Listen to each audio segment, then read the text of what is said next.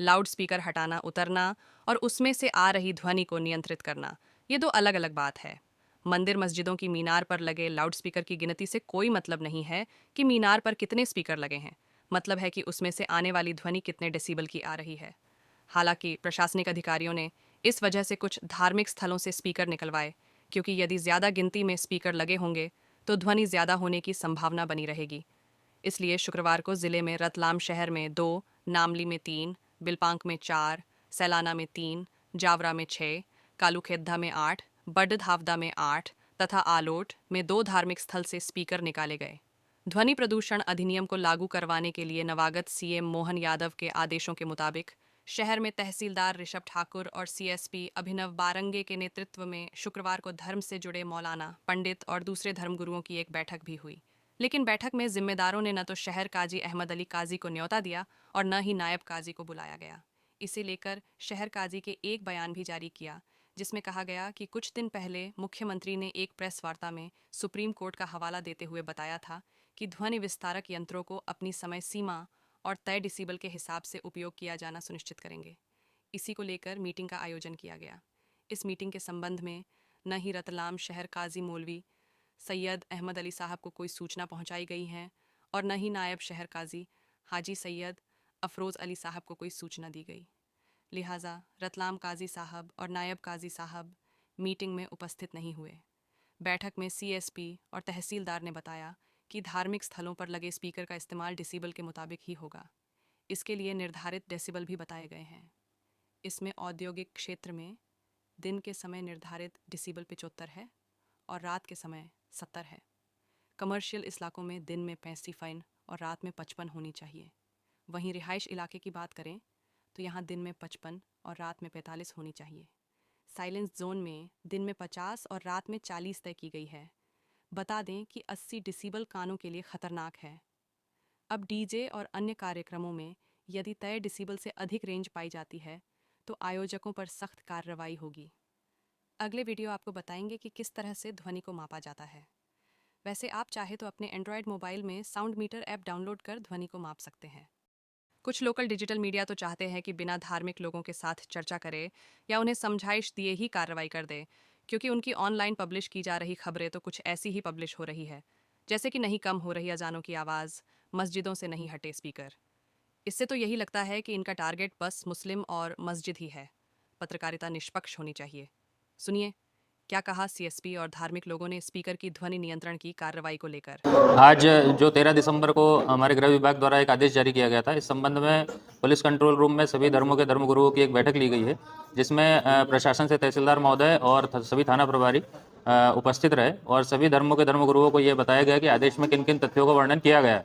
इसमें यह बताया गया कि कितनी सीमा तक हम ध्वनि का जो ध्वनि यंत्र है इनका उपयोग कर सकते हैं, कितनी संख्या में कर सकते हैं, और इस संबंध में जो टीम का गठन किया गया है एसडीएम सर द्वारा, उस संबंध में भी इनको बताया गया है कि ये फील्ड विजिट करेगी और अगर आपके यहाँ पे कुछ सीमा से तय सीमा से ज़्यादा तेज साउंड बज रहा है या संख्या ज़्यादा है तो उस पर कार्रवाई के लिए आपको चेतावनी दी जाएगी, उसके बाद उस पर कार्रवाई भी की जाएगी। तो ये संबंध में आज मीटिंग ली गई थी जो पुराने कंट्रोल रूम में आयोजित की गई। सर धार्मिक स्थलों से कुछ स्पीकर उतारने की कुछ आदेश है? हाँ, इसमें उतारने संबंधी ये लिखा हुआ है इसमें कि 2 डीजे का उपयोग, लाउड स्पीकर उपयोग कर सकते हैं अपन। तो इस संबंध में अभी कार्रवाई की जा रही है और अभी सभी धर्मों को ये बताया गया है कि आप अपने स्तर से पहले प्रारंभिक स्तर पे कार्रवाई चालू करें। इसके बाद जो है हमारी टीम जो घूमेगी वो अग्रिम कार्रवाई इसमें करेगी। ज़िला प्रशासन का भी आज शुक्रवार के दिन नमाज के बाद कॉल आया और सभी धर्मगुरुओं को और समाज के वरिष्ठ लोगों को और जिम्मेदारों को बुलाया और यहाँ मध्य प्रदेश शासन का जो अभी जो आदेश जारी हुआ उसके तहत सबको अवगत कराया कि जो मध्य प्रदेश का जो ध्वनि प्रदूषण को लेकर जो मामला जो अभी प्रस्ताव हुआ है, कानून पास हुआ, उसको कड़ाई से पालन करवाना है और जो ध्वनि प्रदूषण जो जिसकी वजह से तमाम लोगों को जो समस्या होती है, डीजे साउंड वगैरह, माइक सिस्टम वगैरह, इसको लेके उन्होंने कहा कि इसकी एक लिमिट सेट की जाएगी, उसके आधार के ऊपर आपको ये ध्वनि प्रदर्शन करना है। अनावश्यक रूप से जो डीजे साउंड वगैरह जो बजते हैं बाज़ारों के अंदर, गलियों में, सड़कों पर, उसके ऊपर प्रतिबंध लगाना ताकि ज़्यादा शोर शराबा ना हो और उसकी वजह से दूसरे लोगों को अनावश्यक रूप से कोई परेशानी ना हो।